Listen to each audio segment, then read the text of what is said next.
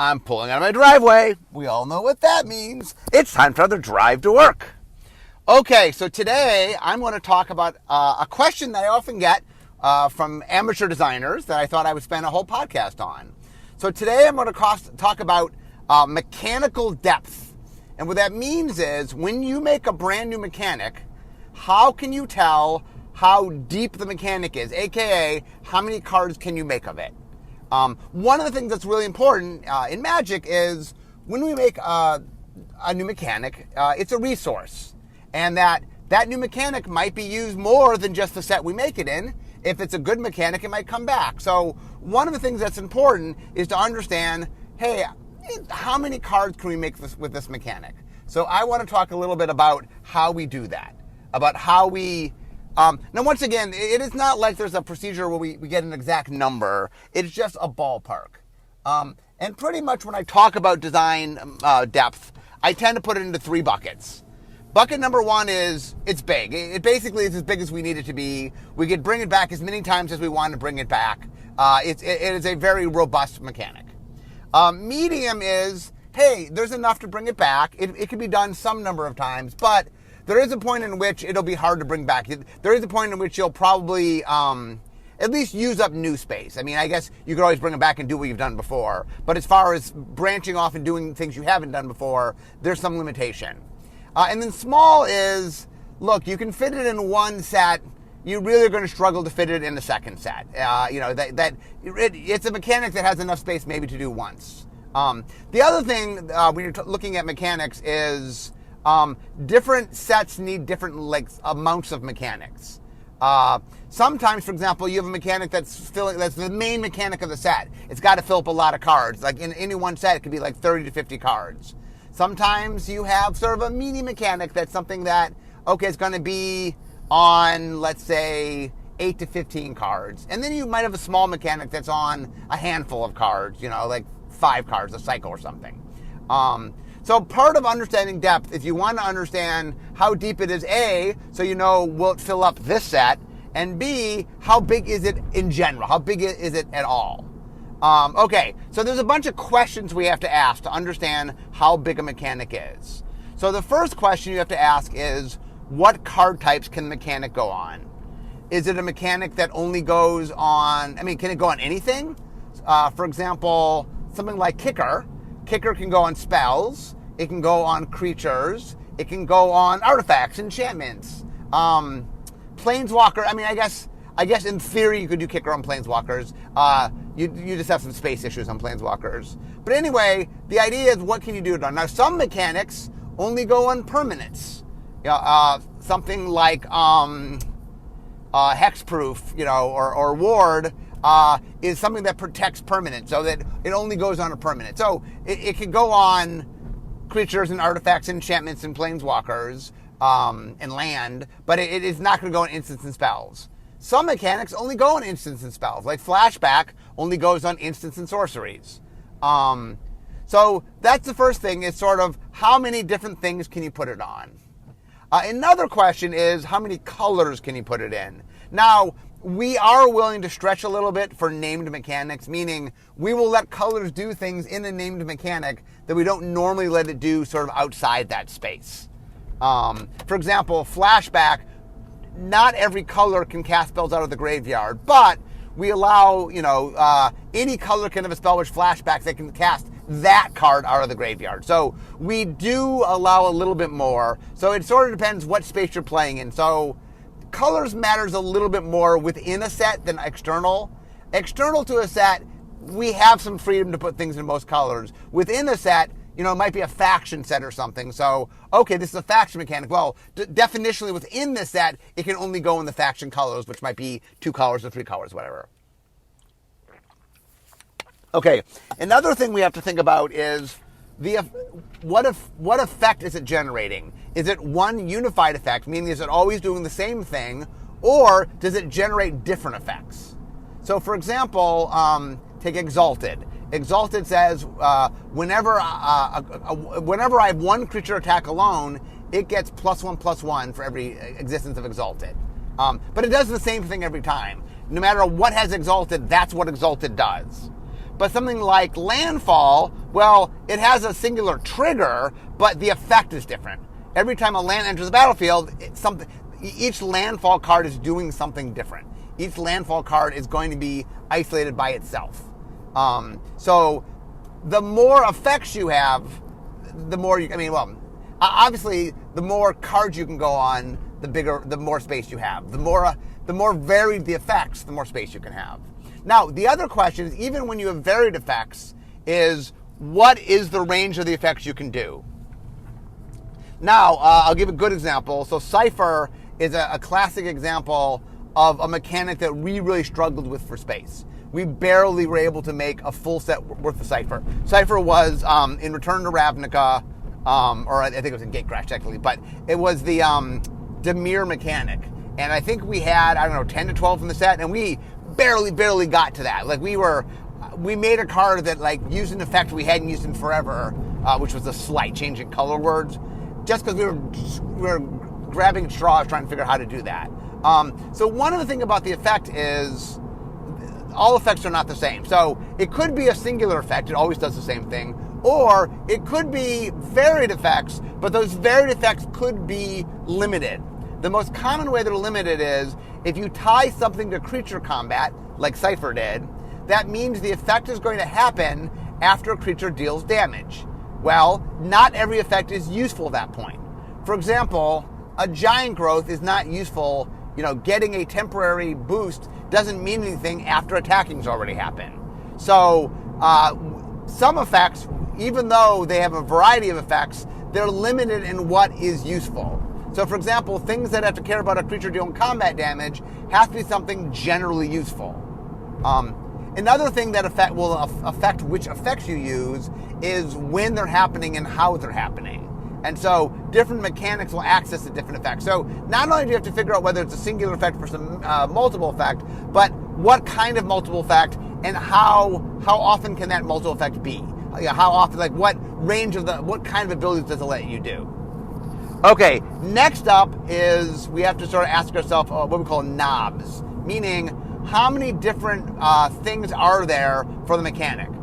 Something like Kicker, okay, there's an alternate cost, right? I can do my normal spell, or I can pay this extra mana, and sometimes we list it as pay this extra mana, sometimes we list an alternate cost, instead pay this mana. It's just different ways to present the same information, basically.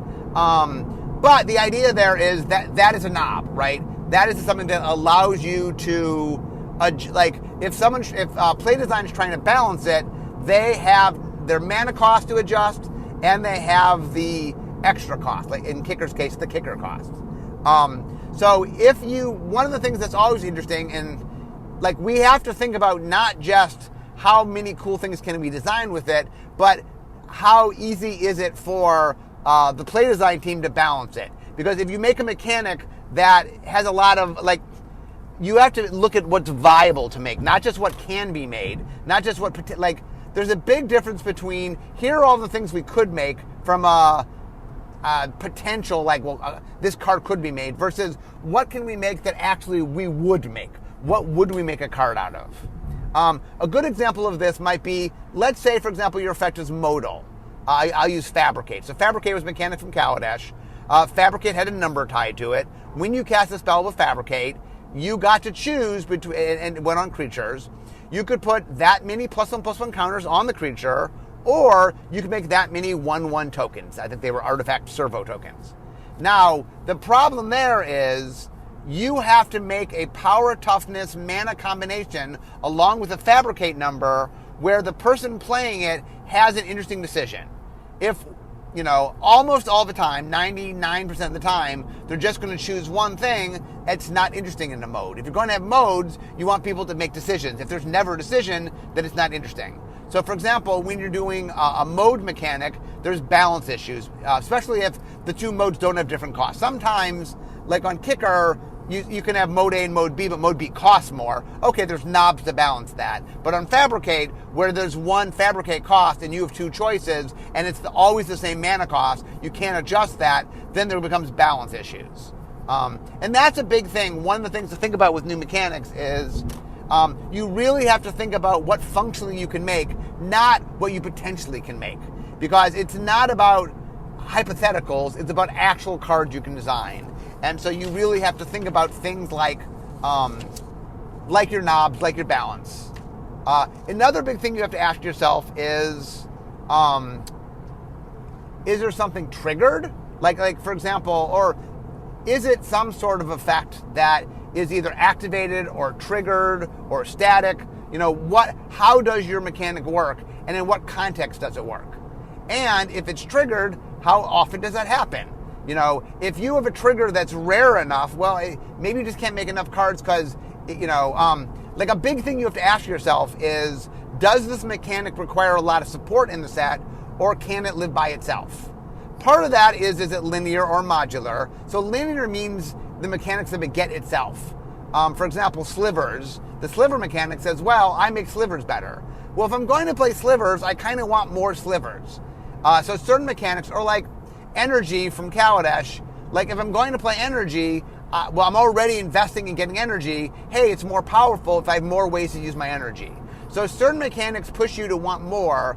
Now, that doesn't define necessarily how many can be made, but it does define, like within one set, how often can you do it. And the more linear it is, the more the harder it is to sort of fit in the set, so more you have to think about it. Now, there are very deep linear mechanics, and there are very deep modular mechanics. In general, modular mechanics tend to be able to go a little bit deeper because linear mechanics will step on each other some. Here's a good example. Use slivers since I just brought them up. Slivers go only on creatures and grant creature abilities. Well, there's some limitation on creature abilities. And you have to look at okay, how many, with any one set, I can only sort of grant trample once. Now, maybe in one set I can grant trample in green, another set I can grant trample in red.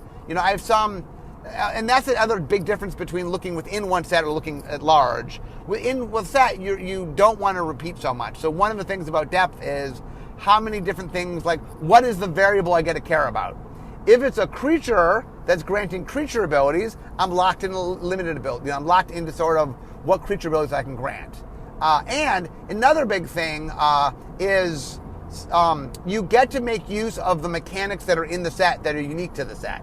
So if I'm making slivers, hey, are there keyword mechanics that are unique to the set? If so, I could use them in this set. And that's another thing to look for depth is, if I play well with other aspects of the set and you put me in different sets, hey, I will play differently in different sets. If I put a sliver in one set that has one creature mechanic that's unique to that set, and then I put it in a different set, oh, well, it can make use of those. But sliver is a good example. A lot of what it's making use of evergreen, well, if I use evergreen stuff in one set, the next time I use it, I have a little bit of flexibility in putting in new colors or maybe changing power stats on it, but it's a little bit more limited. Like one of the big differences of within set versus within all of Magic is, where's the repetition coming from? Where's the mechanic doing something that I can just do one of? And slivers was a good example where, hey, I can only use trample once, I can only use flying once, maybe I can use flying twice if I'm combining with something different. But you really have to look at how often do I have to repeat something. And if your resources are limited, that restricts how much stuff you can do.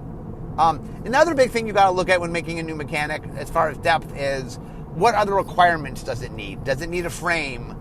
Does it have other resources it needs? For example, double face cards, beyond needing a new frame, there's additional costs because they need their own sheet. So when you're making a mechanic, you also kind of got to look at how easy is it to put it in a set. And one of the answers about that is what other resources are needed. The more it needs support around it, the more it needs a frame, the more it needs other resources, the harder it is to put that in the set. So the more restrictive it is. Okay, so the idea is once you have all these components, you can look at something. Okay, so what I'm going to do is take some mechanics and sort of put it through all these filters, and then I'll say, okay, it's a small, medium, or large. Okay, so let's take Kicker. Okay, Kicker can go in any card type. It can go in any color. It is variable in effect because each card can sort of determine its own effect. It has a pretty good knob on it. Okay, so I look at all those component pieces and I say, oh, there's a lot there. There's a lot of flexibility to it. There's a lot of things I can do with it. There's a lot of ways to use it. And it's something that play design can make practical cards out of. So that's a large. That can go in a lot of things. Okay, now we take a look at something like fabricate. Okay, fabricate only goes on creatures. It's modal. It has to be balanced. And there's no additional knob. I mean, there's a knob of the number of fabricate, but whatever you choose, both modes are the same thing. So that's very restrictive. It doesn't have great knobs. There's balance issues. So fabricate is a lot narrower. That's what I would say. Small to, I mean, it's on the brusque between small and medium. I think we could make one more set out of it maybe, but it would need to be in a place with some support so it felt different than what we did in Kaladesh. So that's not an easy mechanic. So it's on the cusp of small, but maybe peeking into the low side of medium. Okay, let's take another mechanic. Let's take something like Unearth. Unearth was a mechanic in Shards of Alara. So Unearth went on creatures, and it allows you to play them out of the graveyard. You temporarily get them for a turn, and then they get exiled. So, for example, it's kind of like the creature version of Flashback. Now, it only goes on creatures, but it's a variety of effects, meaning each creature can do its own thing. You get to put a cost on it for the Unearth, so it gets to have a cost. So there's a knob on it. Okay, so it only goes on one creature type, but it's one of the most fluid, like 50% of all sets are creatures. So we make a lot of creatures. And there's a lot of ways to make use of Unearth because it can have an enter the battlefield effect. It could just be a body that's attacking. It could have an attack trigger. It could have a lead play trigger. There's a lot of different things you can do with it. There's a lot of kinds of effects. So I would say Unearth is high, medium to low, large. It definitely is something that you can use in a bunch of different contexts. Or let's take Flashback as a contrast. The Flashback only goes in instants and sorceries, and because we don't want combat, like we don't want people to have, we don't want to make situations where I walked into a trick that was visible, but because it was sitting in my graveyard, I didn't notice it. So, for example, we don't tend to do combat-relevant instants with Flashback. Now, there's a lot of sorceries that we can do. There's a lot of instants that aren't sort of combat-relevant. So there's a decent amount of effects we can do. So the effects is pretty high. Obviously has a knob on it because it has a separate cost. And we make a lot of spells in Magic. So I would say Flashback is on the low end of large, but it's something we can definitely do a lot of. The other thing that's interesting about something like Flashback is it lends itself well to reprints.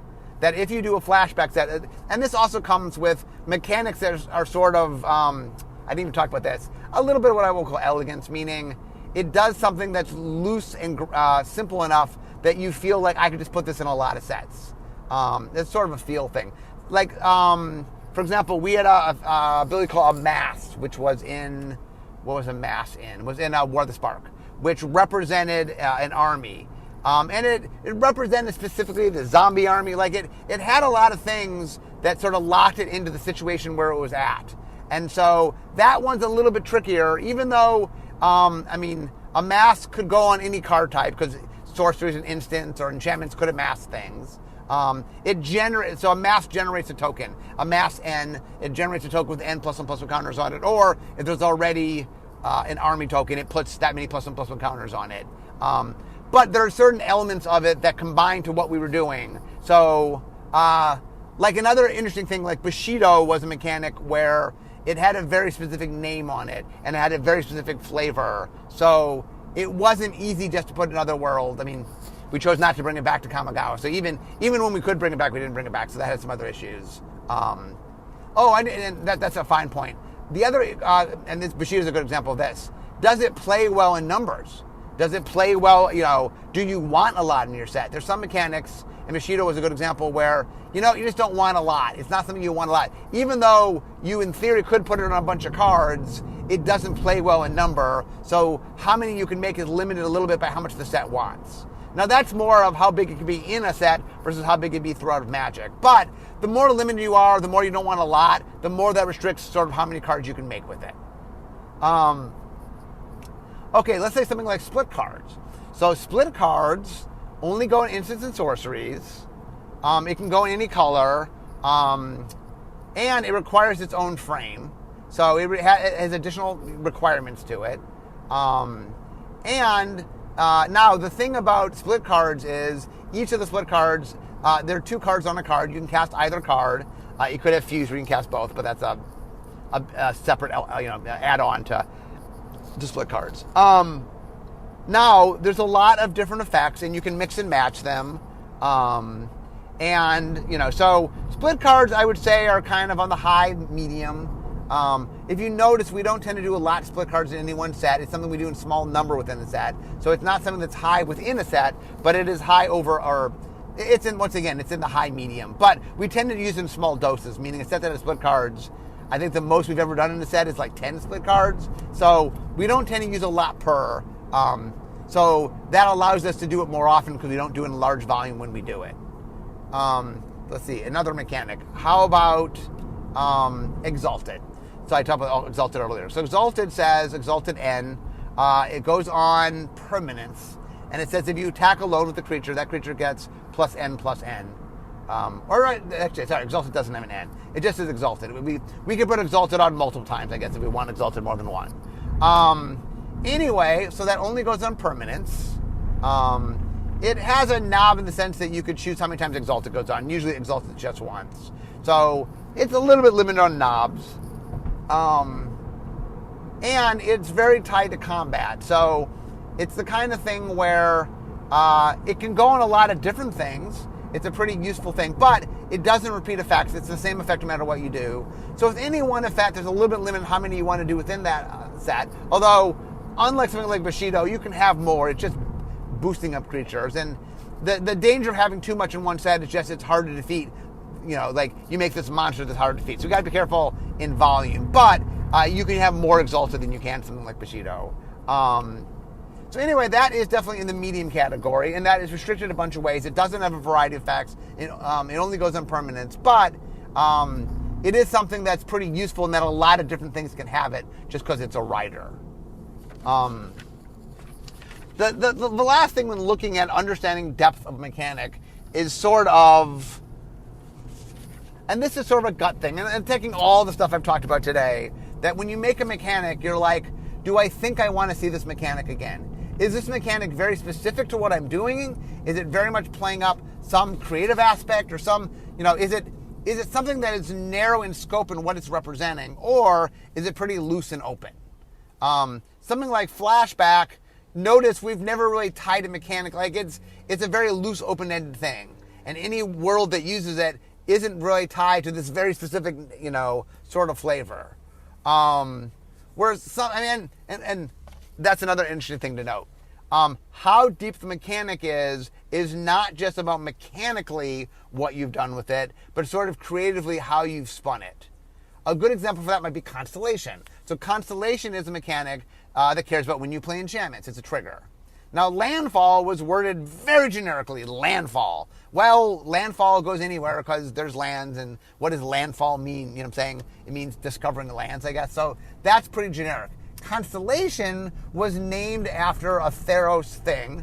Now, that's not to say that we couldn't find a reason why Constellation made sense somewhere else. There is the night sky in other worlds. So, but one of the things to keep in mind is the whole scope of the mechanic also plays in how often you can do it. That if you take a very open-ended mechanic, but you give it a name that's more restrictive of what it is, or if you make a choice about it, sometimes you make a choice that chooses a color, that chooses a creature type, that, that for flavor reasons locks some element in, and when that element gets locked in, it really sort of reinforces a certain component that might not make sense somewhere else. So not only do you have to think about your mechanic in that how mechanically relevant it is, you got to think about how much it fits and feels somewhere else. Now, early in Magic, we really thought of mechanics as one and done, like they were a resource you used up. So we definitely, some of our naming early on in Magic was very specific. We've recently, or not recently, but I mean, recent is sort of unfair. Many years ago, we figured out that mechanics were a reusable resource. So one of the things now, when creative goes to name mechanics, one of the questions they'll come and ask the designers is, okay, how big is this mechanic? Do we expect this mechanic to come back? And the more likely the mechanic is to come back, the more sort of general they'll give the name so that it's open-ended. A good example of that was energy. We could have called energy ether, for example, because in the world that it was in, it represented ether in Kaladesh. But not every world necessarily is ether, but by calling it energy, it's like, oh, we really opened ourselves up, like we really broadened what it could be. Oh, it could represent electricity, it could represent magical energy, it could represent lots of different kinds of things, because what it was looking at, like we said, well, energy is broad as a concept. So nowadays we do try to be more careful about when we name things, that we give things that we think have more flexibility, more loose names. Now, another thing that can happen is we will bring things back and rename them. So the classic example was in Eventide, we made Chroma. And Chroma was this mechanic that went on any card type that counted that in any zone could count your mana symbols on cards. So some cards looked at things in play, some things looked at things in your graveyard. I think there were some that maybe looked in your hand. It had a very generic name, but it wasn't a compelling name, and it wasn't done in a way that really drew people in. So we ended up bringing it back in Theros. There we restricted a little more. We called it Devotion, which it's somewhat open-ended. It's not like it's not devotion in lots of worlds. And we tied it to permanence, meaning you only counted, it could go on non-permanence, but you only counted mana symbols on permanence. So it restricted a little bit what it could do, but by giving that a little more of definition, it went on to be a very beloved mechanic. So there's a lot of moving parts. It is, if you go too broad, you can make a mechanic not as lovable. If you go too narrow, it becomes harder to sort of bring things back. So anyway, there's a lot of moving pieces. But the key is, sorry, getting a little off topic. The key is when you're trying to understand the depth of your mechanic, a lot of that comes from you understanding the utility, the functionality, like sort of what and how you can make things with it. Another thing that happens sometimes, by the way, is sometimes we involve a number, and the first time we do it, we will use that number, but we are aware that we don't have to use that number. Cycling is a classic example of that. So cycling comes with a cost. The first time we did cycling in Urza Saga block, it was cycling 2. Every card was cycling 2. Now, we could have just called cycling, and what cycling means is spend 2 mana to discard a card to draw a card.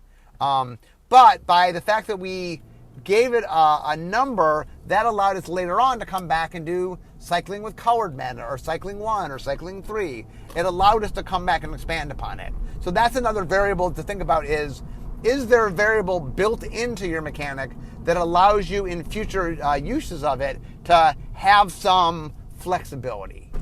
And I think that is something important to understand, is that there is what we call it future proofing. And it's not just about the mechanics. It can also be about templating and be about how we put it into the rules. Like one of the things when we template things or we put it into the rules, we ask ourselves, are there ways we might want to do this in the future? And so sometimes we'll future proof in templating. Sometimes we'll future proof in rules. As I just explained, we kind of future proof sometimes in creative. So part of understanding your depth is, like, there's a reason, even though you're only making the cards for this set, the reason understanding your depth is so important is it impacts how you're going to do other things. It impacts how you're going to name it. It impacts how you're going to template it. It impacts how the rules are going to be formed around it. Like, you want to understand the scope of what you're doing, not just because you want to bring it back later, but it impacts how you design things in the present. And that's why understanding your depth is so important. You do need to get a good sense of when and how are you going to use it, not just now, but in the future. And that is why, like all the stuff I'm talking about today, that's why we're aware of these things. You know, there's a real practical sense to having to be able to understand your depth. And that is why I can talk about it today, because it's something we constantly have to think about. Anyway, guys, I'm now pulling into the parking lot. So I hope this was an interesting conversation. This is a question I've gotten a lot, and I've been meaning to do this podcast for quite a while. I was happy today. I'm like, I have notes of things that I should, I have a list of things to do, and I saw this one today. I'm like, did I not do this yet? I keep thinking I had done it, but I hadn't. So anyway, I'm glad you guys had a chance to hear me talk about this. It's a fun topic. But anyway, guys, as I parked my car, we all know what that means. Means this is the end of my drive to work. So instead of talking magic, it's time for me to be making magic. I'll see you next time. Bye-bye.